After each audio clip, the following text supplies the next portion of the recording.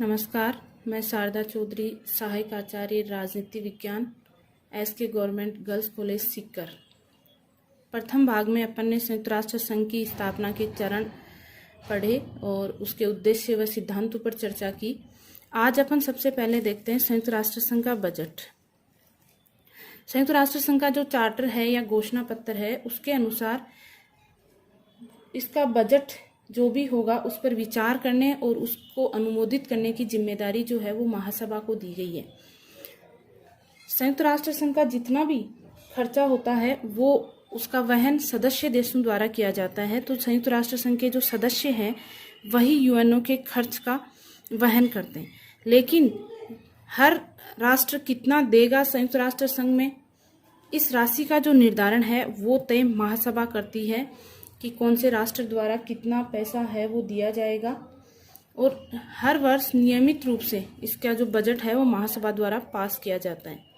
महासभा जब इस राशि का निर्धारण करती है तो ये ध्यान में रखती है कि उस राष्ट्र की जीडीपी क्या है, प्रति व्यक्ति आय क्या है, इसके अलावा उस राष्ट्र में वहाँ पर जो भी उसकी स्थिति क्या है, उसके जनसंख्या का कैसा स्तर है, ये इन सब बातों का ध्यान रखते हुए महासभा उस राशि का निर्धारण करती है। वर्तमान में अपन देखें, महासभा द्वारा जो एक निर्णय लिया गया है उसके अनुसार अधिकतम जो राशि है वो कोई भी देश 25% दे सकता है और न्यूनतम जो सीमा निर्धारित की गई है वो है 0.01%। अभी वर्तमान में अपन देखें तो सबसे ज़्यादा अमेरिका द्वारा 22% दिया जाता है। उसके बाद जापान है जो जापान द्वारा 10.83 के लगभग अपनी तरफ से उसका योगदान है। भारत का यदि अपन देखें तो 0.299% भारत द्वारा दिया जाता है।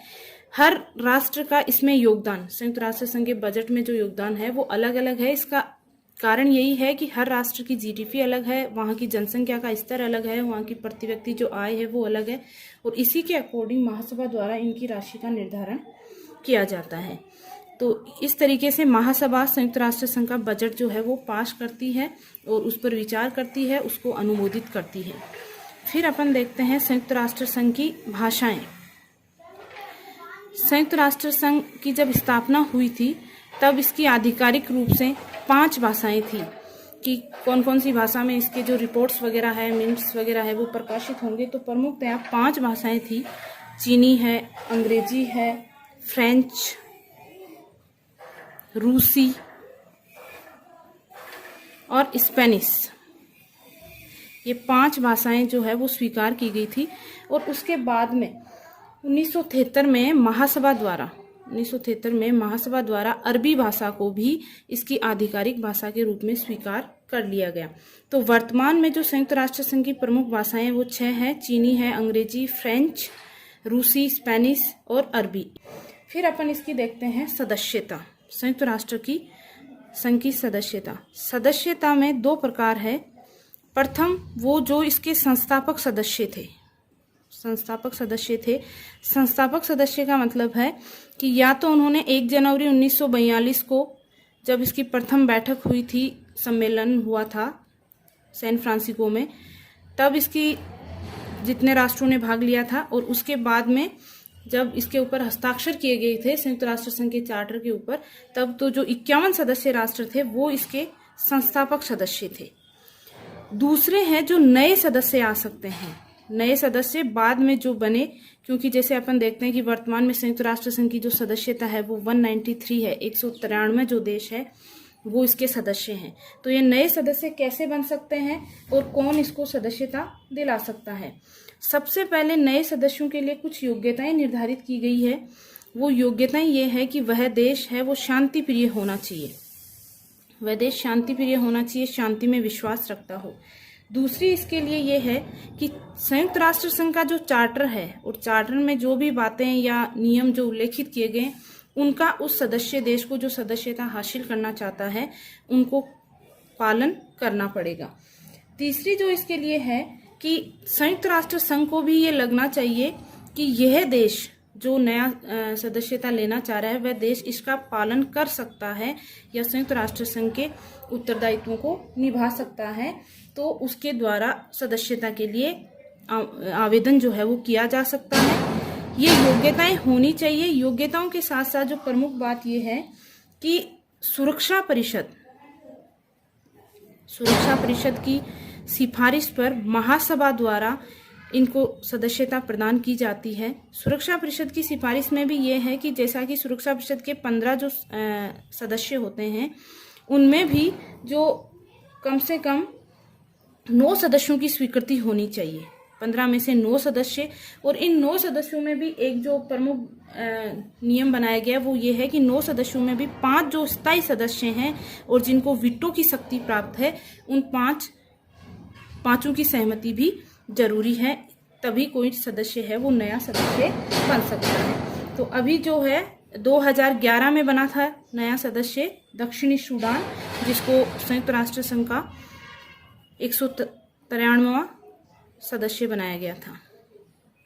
उसके बाद अपन देखते हैं सदस्यों का निलंबन, यानी किसी सदस्य को निलंबित किया जा सकता है या नहीं यदि कोई राष्ट्र लगातार संयुक्त राष्ट्र संघ के किसी प्रकार से जो भी उसकी है चार्टर के अनुसार उनका यदि अवहेलना करता है, उल्लंघन करता है, तो सुरक्षा परिषद की किसी भी सिफारिश पर सदस्य राष्ट्र को निलंबित किया जा सकता है, और निलंबित करने के बाद 1 या 2 वर्ष बाद में उसको वापस से भी संयुक्त राष्ट्र संघ की सदस्यता यदि वो चाहे तो दी जा सकती है। तो इस तरीके से किसी राष्ट्र को सदस्यता से वंचित किया जा सकता है। फिर आता है सदस्यता का निष्कासन यानी निकालना, उसको संयुक्त राष्ट्र संघ की सदस्यता से बाहर करना। तो यदि वो लगातार उल्लंघन किए जा रहा है तो सुरक्षा परिषद की सिफारिश पर वो ही 5 स्थायी सदस्यों की सहमति से किसी भी राष्ट्र को संयुक्त राष्ट्र संघ से निष्कासित किया जा सकता है। फिर देखिए आता है सदस्यता छोड़ना। क्या कोई सदस्य राष्ट्र स्वयं से अपने से सदस्यता को त्याग सकता है या छोड़ सकता है? तो इसके संबंध में जो संयुक्त राष्ट्र संघ का चार्टर है वो मौन है, यानी उसके अंदर इसके बारे में कुछ प्रावधान नहीं किए गए। लेकिन फिर भी ऐसा हुआ है जैसे कि 1965 में इंडोनेशिया ने संयुक्त राष्ट्र संघ की जो सदस्यता है उसका त्याग कर दिया था, और वो वापस भी 2 साल बाद में वापस उसने संयुक्त राष्ट्र संघ की सदस्यता ले ली थी। तो कोई भी राष्ट्र, ब्रिटेन और जैसे अमेरिका है, इन्होंने यूनेस्को की सदस्यता छोड़ रखी है, तो कोई भी राष्ट्र है वो सदस्यता त्याग सकता है, लेकिन इसके बारे में यूएनओ के चार्टर में किसी प्रकार का कोई उल्लेख नहीं है। अब आता है अपन पढ़ेंगे संयुक्त राष्ट्र संघ के अंग। संयुक्त राष्ट्र संघ के अंग कितने इसके अंग है, कौन कौन से जो अंग है वो कार्य करते हैं। संयुक्त राष्ट्र संघ के प्रमुखतया जो अंग है वो 6 अंग है, और 6 अंगों में सबसे पहले अपन जिस पे विचार करेंगे वो है महासभा।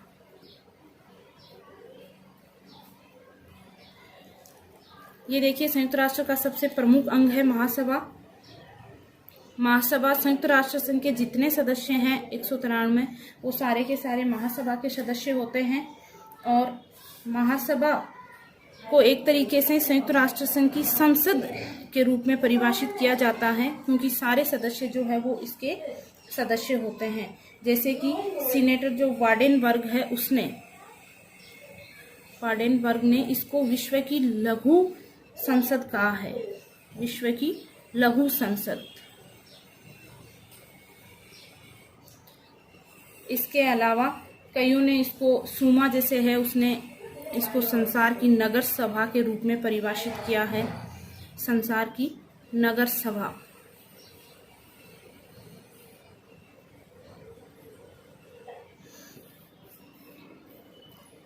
सबसे पहले अपन देखते हैं महासभा की सदस्यता, सदस्य संख्या, सदस्यता या फिर इसके जो प्रतिनिधित्व है वो कैसे है। तो जैसा कि अपन ने देखा कि संयुक्त राष्ट्र संघ के 193 जो सदस्य हैं वो सारे के सारे यूएनओ के सदस्य होते हैं।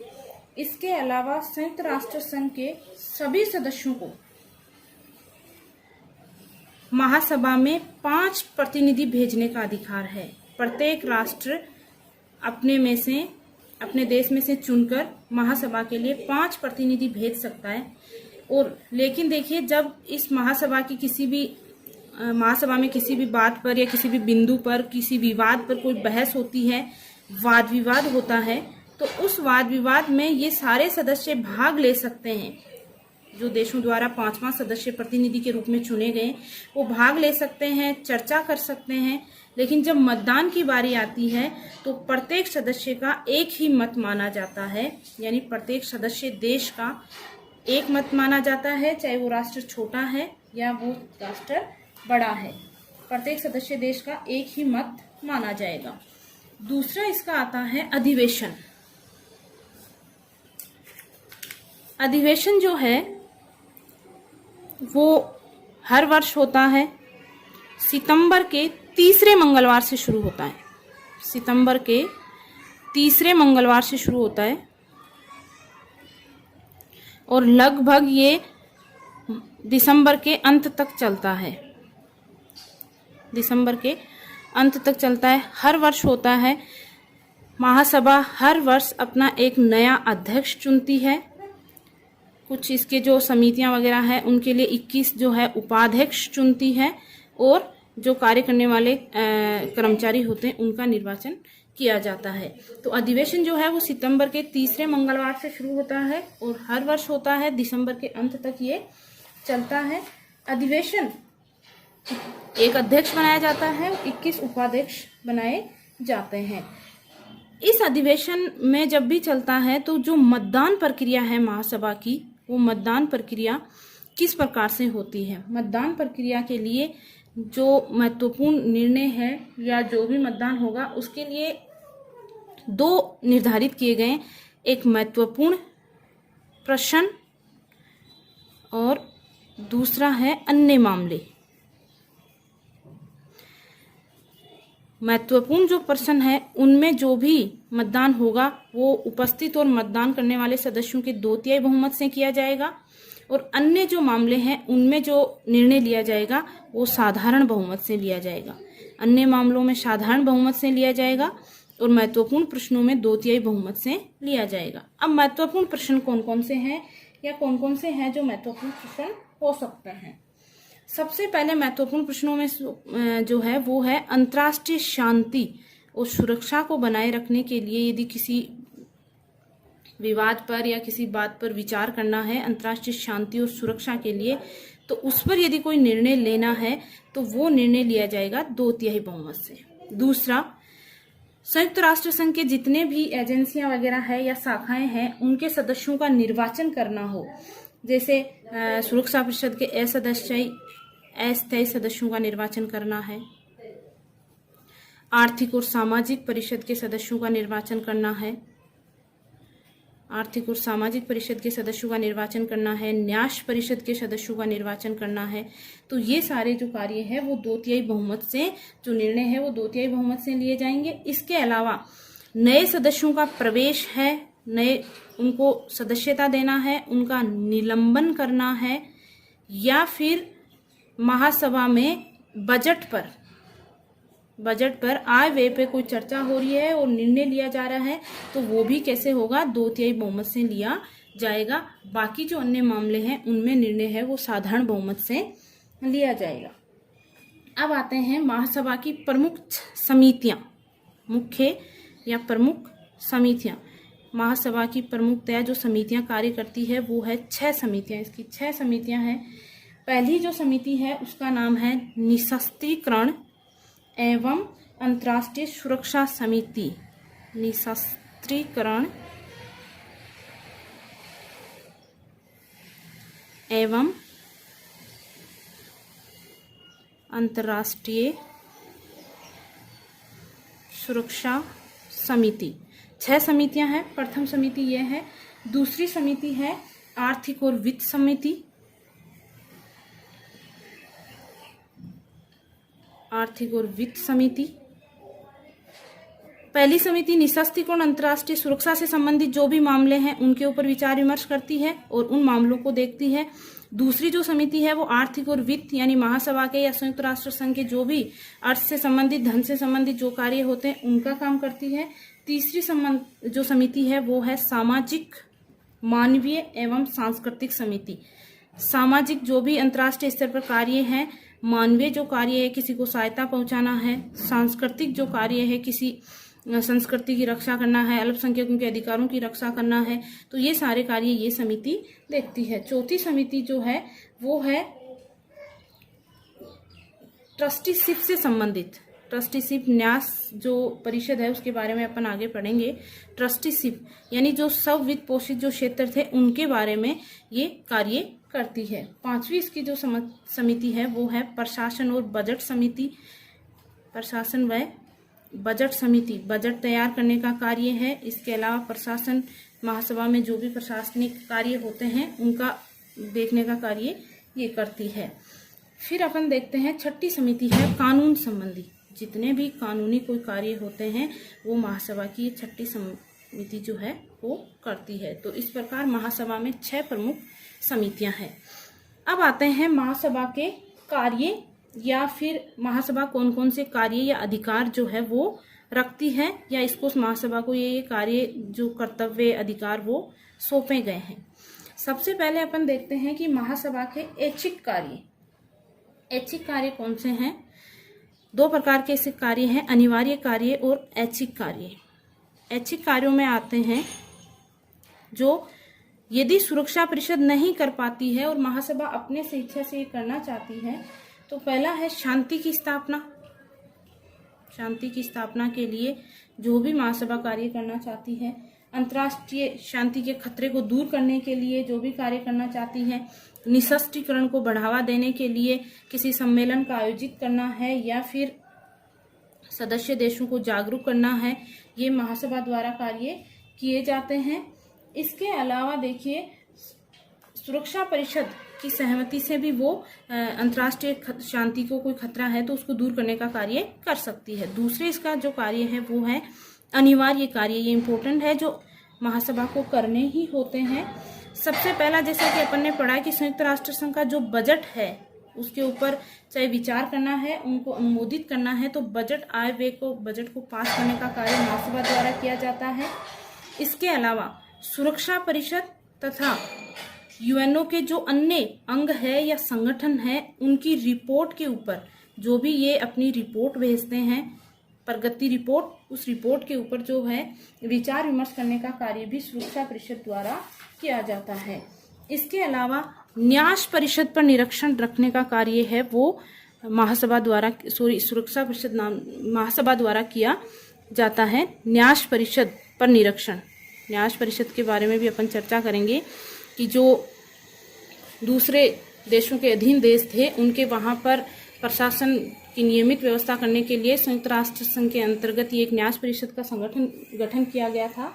तो न्यास परिषद जो भी अपनी वार्षिक रिपोर्ट होती है वो महासभा को सौंपती है और न्यास परिषद के कार्यों पर निरीक्षण करने का कार्य भी महासभा करती है।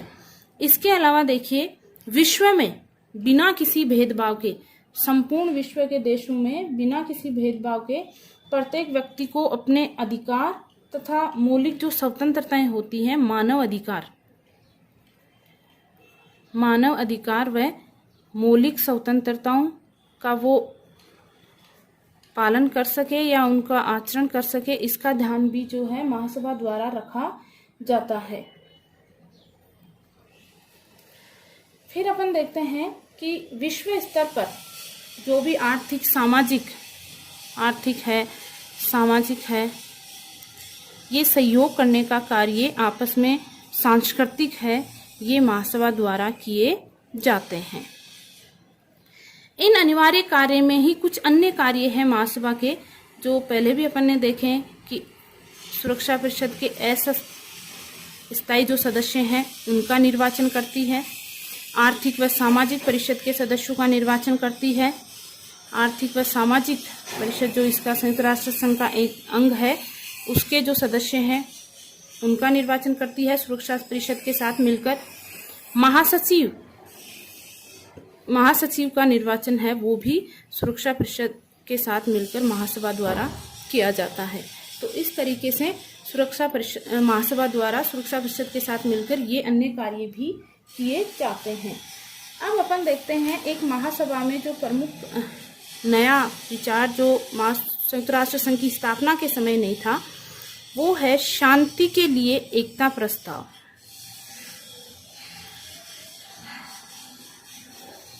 शांति के लिए एकता प्रस्ताव ये क्या था? 3 नवंबर 1950। 3 नवंबर 1950। देखिए, जैसा कि अपन जानते हैं कि सुरक्षा परिषद के जो 15 सदस्य हैं उनमें से जो 5 स्थायी सदस्य हैं उनको वीटो की शक्ति दी गई है। सुरक्षा परिषद में जो भी निर्णय लिए जाए शांति के लिए या अंतर्राष्ट्रीय जो भी विवाद है उनका समाधान करने के लिए, किसी संघर्ष को टालने के लिए, तो उस पर यदि कोई निर्णय लिए जाए तो ये 5 जो स्थायी सदस्य हैं इनकी सहमति जरूरी होती है। लेकिन ये अपने निजी हितों के लिए या निजी स्वार्थों के लिए कोई ना कोई सदस्य राष्ट्र क्या कर देता है? वीटो कर देता है, जिससे वो निर्णय नहीं लिया जा सकता और उसके ऊपर अमल नहीं किया जा सकता। तो इस समस्या को दूर करने के लिए क्या किया गया कि विश्व शांति बनी रहे, इसके लिए एक शांति के लिए एकता प्रस्ताव जो महासभा में लाया गया 3 नवंबर 1950 को, क्योंकि सोवियत संघ द्वारा बार बार वीटो का इस्तेमाल करके कोई भी कार्य सुरक्षा परिषद द्वारा या संयुक्त राष्ट्र संघ की नहीं होने दी जा रही थी, तो इसलिए इसके माध्यम से महासभा को यह अधिकार दिया गया कि यदि सुरक्षा परिषद शांति स्थापना करने में, सुरक्षा परिषद जो है वो शांति स्थापना करने में क्या रहती है? असफल रहती है, तो महासभा द्वारा ये कार्य किया जाएगा। और महासभा इसके लिए अपना एक अधिवेशन है वो 24 घंटे के अंदर, विशेष अधिवेशन जिसको अपन बोलते हैं, 24 घंटे के भीतर वो अपना एक विशेष अधिवेशन बुलाकर इसको कार्य कर सकती है। यदि महासभा की बैठक उस समय नहीं हो रही है तो वो इसका निर्णय ले सकती है, और यदि नहीं हो रही है तो वो 24 घंटे के अंतर्गत अपना आपातकालीन या विशेष अधिवेशन है वो बुलाया जा सकता है। इस शांति के लिए एकता प्रस्ताव में जो प्रमुख बातें निर्धारित की गई थी वो ये थी, पहला तो यही था कि यदि सुरक्षा परिषद असफल रहती है तो 24 घंटे के अंदर अंदर जो महासभा का है वो विशेष अधिवेशन या जिसको अपन आपातकालीन अधिवेशन बोलते हैं वो विशेष अधिवेशन बुलाया जाएगा और शांति स्थापना का कार्य किया जाएगा। दूसरा ये था कि सुरक्षा परिषद के जो 5 सदस्य हैं उन सदस्यों सहित एक 14 सदस्यीय निरीक्षण आयोग की स्थापना की जाएगी, शांति निरीक्षण आयोग की स्थापना की जाएगी। और ये शांति निरीक्षण आयोग है वो अंतर्राष्ट्रीय तनाव उत्पन्न होने की स्थिति में या अंतर्राष्ट्रीय स्तर पर कहीं भी शांति को खतरा होता है तो इसकी जो रिपोर्ट है वो ये निरीक्षण आयोग महासभा को प्रेषित करेगा। इसके अलावा ये भी कहा गया कि सुरक्षा परिषद के द्वारा यदि ऐसा असफल रहती है वो शांति स्थापित करने में, तो महासभा यूएनओ की जो सैन्य टुकड़ियां हैं उनको प्रशिक्षित भी करेगी और तैयार रखेगी कि जब कभी ऐसा आवश्यकता हो तो उन सेना का इस्तेमाल है वो किया जा सके। तो इस तरीके से सुरक्षा परिषद की असफलता या सुरक्षा परिषद यदि शांति स्थापित करने में असफल रहती है तो शांति के लिए एकता प्रस्ताव के माध्यम से जो 3 नवंबर 1950 को पारित किया गया था, महासभा को एक तरीके से ये शक्ति दी गई कि वो ऐसा कार्य कर सकती है, शांति स्थापित कर सकती है। धन्यवाद।